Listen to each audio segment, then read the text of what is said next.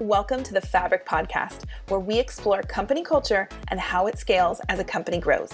Brought to you by the team at The Receptionist, a bootstrapped, Denver-based software company. Each episode of Fabric will set out to uncover unique and uncommon answers to the question, how do companies of any size create a culture and core values that employees actually live out? On this episode of the Fabric Podcast, we have a full house. We're joined by our growth team. Andy Alsop, CEO, President, and Co-founder, DeLynn Berry, Director of Engineering and Co-founder, Michael Ashford, Director of Marketing, and Tom Foster, Director of Sales. The fifth member of our growth team is Jessica Marshall, Director of Customer Experience and Co-founder, who unfortunately could not join us for today's episode. The growth team is made up of the heads of each of our 5 departments, and every other week they come together to collaborate and focus their time and energy on growth. When businesses have so many things to work on, it's easy to be less focused on growth than you need to be. We're proud that through the creation of this team in 2018, we have moved closer to our goal of 10,000 locations. We've seen our efforts be successful, which has allowed us to grow our team, and we've been able to determine what doesn't work when it comes to growth. Wondering if a growth team is right for you? Check out the episode. All right, well, a big welcome to our growth team. The majority of you are here today. Welcome, everybody. Hey, Sarah. Hey, Sarah. I love it. It's all in stereo. Hello. All right. So we are talking growth team. DeLynn, we need you to kick us off. What's the origin of the growth team? Tell us what it is and why was it necessary when we're a pretty small team to begin with? Yeah, sure thing. So Andy, you may want to help me out with this because it's been a little while, but the way I remember it was I attended a conference called MicroConf Growth back in the spring of 2018, I think is what it was. And there was a gentleman there by the name of Ankur Nagpal, who's the CEO of Teachable. And he gave a really interesting talk about how he grew Teachable to a $10 million ARR business and in 4 years.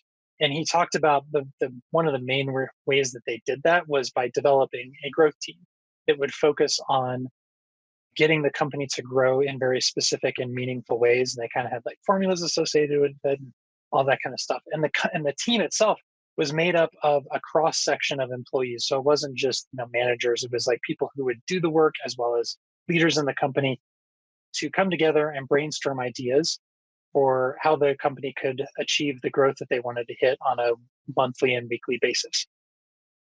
And as to like why we felt like it was important for us to start a growth team, even though we were small, is mostly due to just giving another bit of space for us to be able to focus on growth specific initiatives that weren't necessarily then diluted by conversations around how to run the company or how to handle other pressing issues like HR or hiring or strategy or those kinds of things. It was really kind of meant to, here's a space that we're going to cordon off and say, we're going to focus on growth and we're going to give the people who are interested in that the space to get together on a recurring basis to make that happen.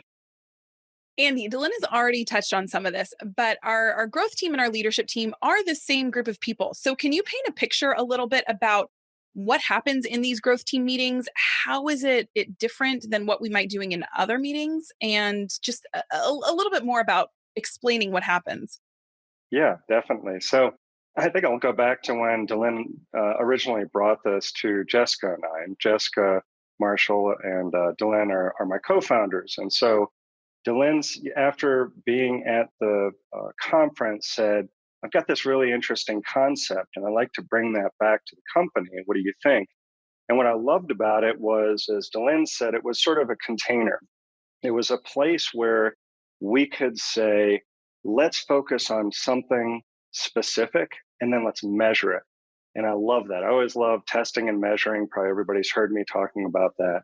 And what that allowed us to do is to say, all right, maybe there is this one thing that we can do that is going to be specific to something we want to change or affect.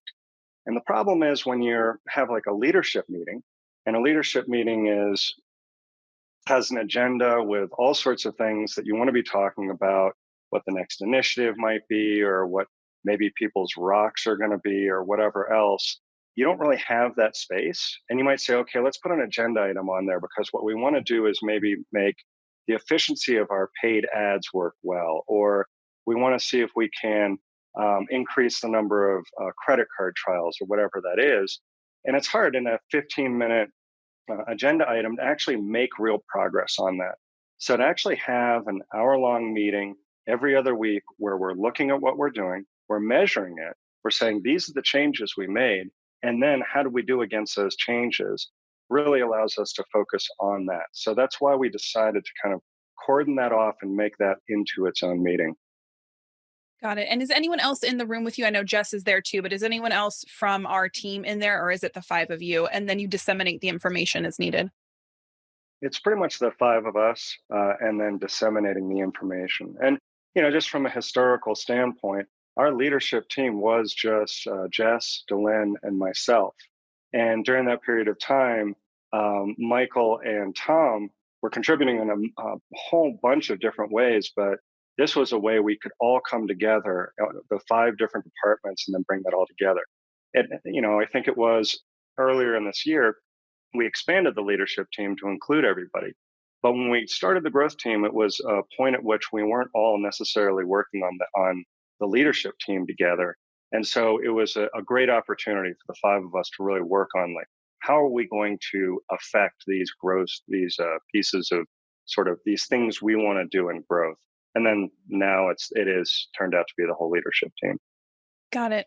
And you mentioned how you like to measure and you know what we're working on. And as we've talked about, we follow EOS and traction and the scorecard. So can you tell us a little bit about what you're looking at, how our scorecard has changed over time with the development of the growth team?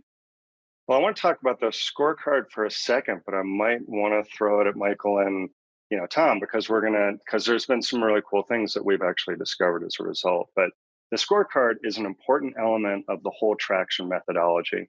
It's something that you put in place, and actually the way Gino Wickman, the kind of not founder, but the guy who wrote the traction book, or EOS, the entrepreneurial operating system, was that if you were on a deserted island and you only had a piece of paper with 10 pieces of information on it, what would you want on that piece of paper to allow you to know how your business was doing back on the main island or whatever else it might be?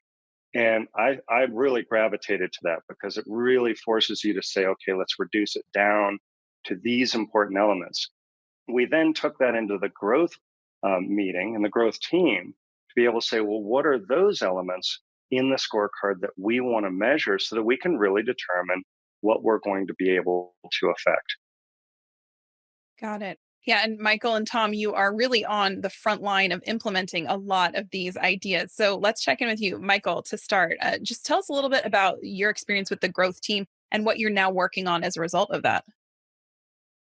Well, I think what I don't want to be lost in all this is, Jess isn't here, but the fact that it is a representative from all five departments that we have within the company, and we can call it the five families, but but that it's that C in fabric, it's the collaboration, and what I love about it is, so many times at I guess larger companies or even at smaller companies, you can have silos, and it's kind of cliche to say it, but you can have silos in companies. And by having every department, customer care, product, administration, sales, and marketing in those meetings, in our growth meetings, we have the full picture of the company represented there. And we're collaborating on items that affect all of us, obviously, as we try to grow and try to reach, those 10,000 locations as defined in our vision traction organizer. But being on the front lines of implementing it, it's wonderful because we all have like the day in and day out stuff that we just go and do. We as a marketing team, or Tom can speak to this, Tom as a sales team, we're executing on so much just day in and day out. But this gives us specific projects that we can also focus a lot of energy and time and effort into, that we can measure and decide, hey, is this moving the needle? That can then become part of our everyday norms if they end up actually moving the needle.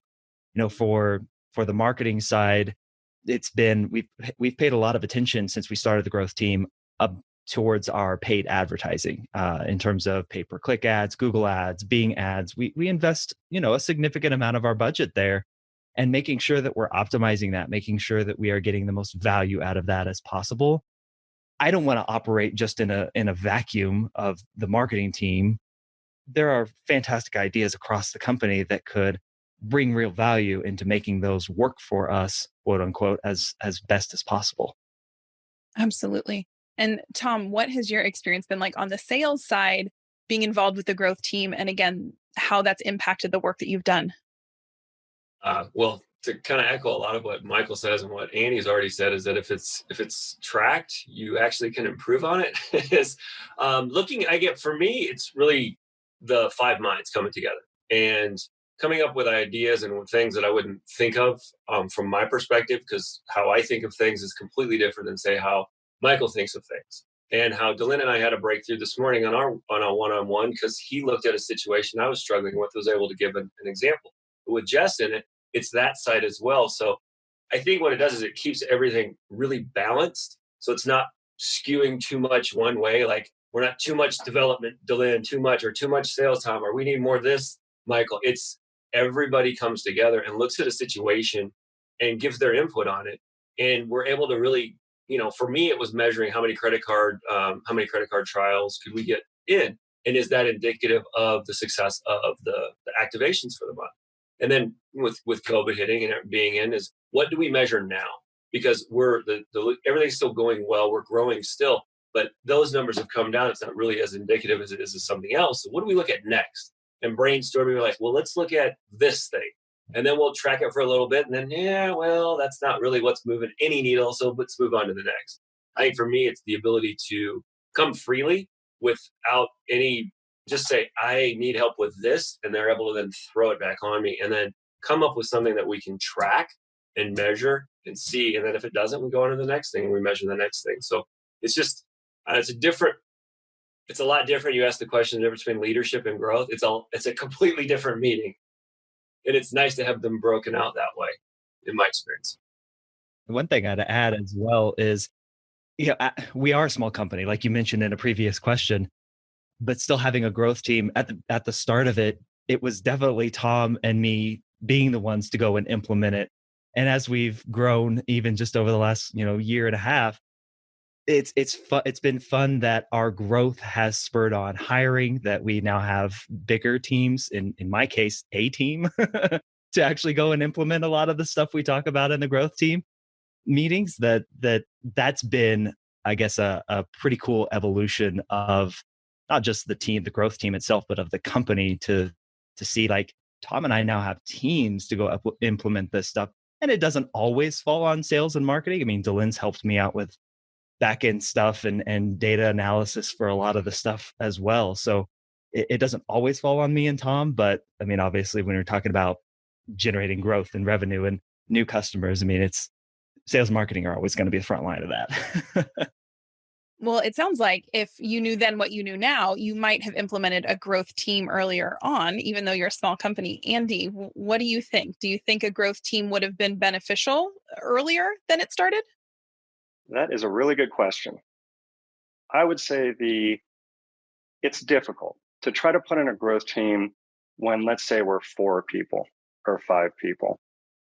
We can still do the task of looking at what do we want to affect and how do we want to change it. So I think I'm not going to say that it wouldn't be a good idea, but I do think, kind of going back to Michael's point, when you have teams to be able to help affect that, it makes it a lot easier. Because when you're a smaller team, you are trying to get so many things done beyond which you have, in a lot of cases, the manpower to do so. So you really have to make a lot more choices of, like, we've got to make a choice whether we're going to go after this or we're going to go after that. So I don't know. I'd actually like to hear everybody else, because this isn't a topic we've actually discussed previously. Do you guys think that if we had started earlier and we were a smaller team, that we still would have put in a growth team? And I don't know, maybe DeLynn, I'll throw that at you, because, obviously we've been there since the beginning. Yeah, I still think there's a really good benefit to it. Mostly from it just sort of ingrains a behavior in the company of experimentation and rapid iteration of things that, yeah, you kind of have that in when you're a really small group, just naturally because you're so tiny. But like trying to formalize it sooner in the company's origination story, I think really puts in a good bit of DNA that then can carry through for a very long time in the company. So I think we could have done it even sooner had we had the idea, and it probably would have helped us out and even furthered us more. So that's my 2 cents.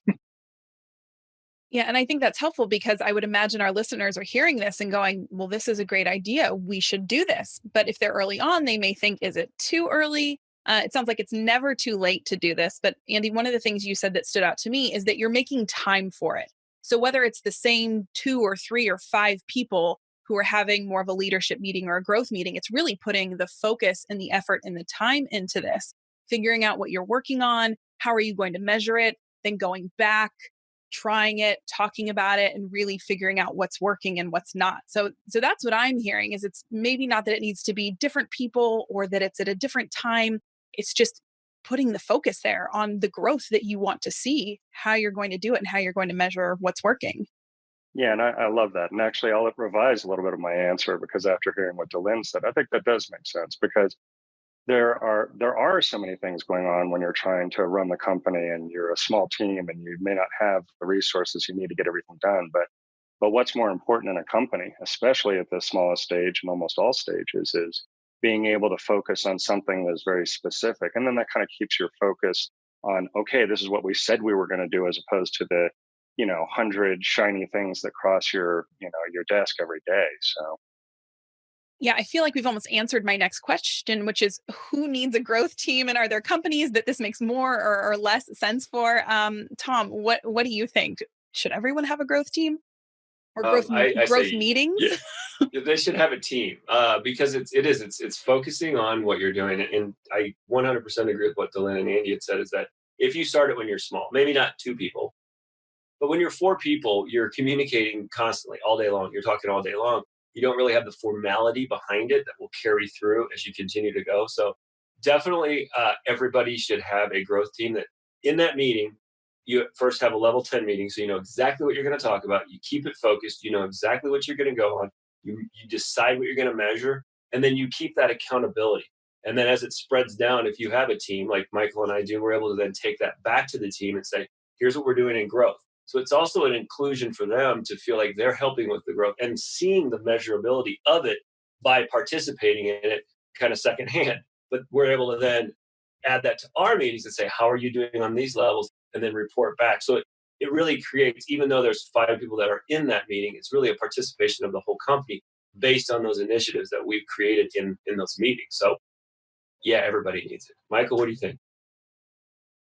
To me, yeah, when you're small, it's about the whether you're big or small, it's about the tactical execution. I think that's what the growth team meetings allow us to do is we go in there and we're going to talk about tactically how are we going to approach this issue or how are we going to measure this thing that we want to measure and move the needle significantly on enough so that we can say this is the direction we want to go.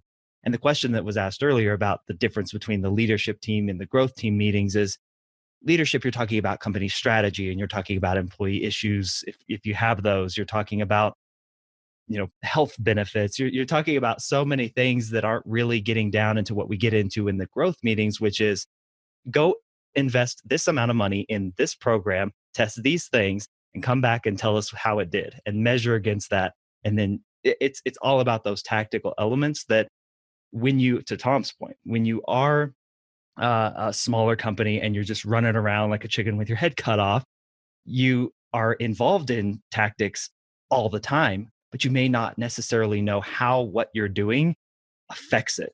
Is it affecting it in any substantial way? Or is what you're doing actually negatively affecting your growth in some way?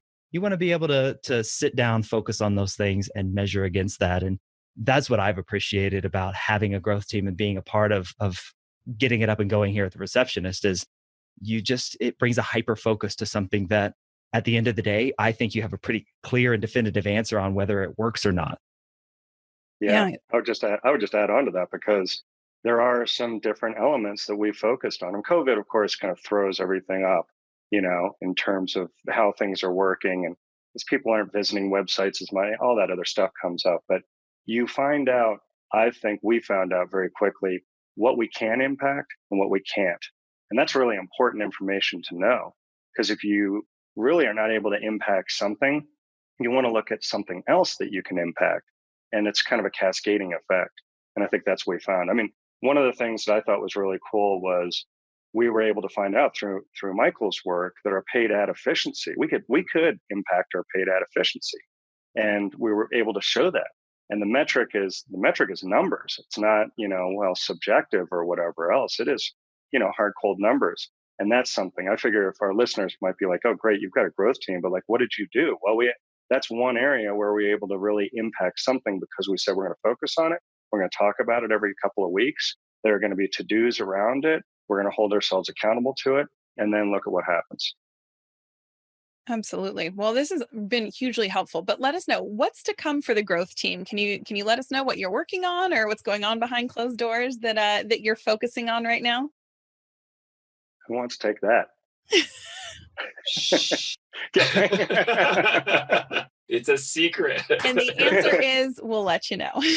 So I think for me, one of the things I see the growth team evolving more into is including more people than just the 5 of us.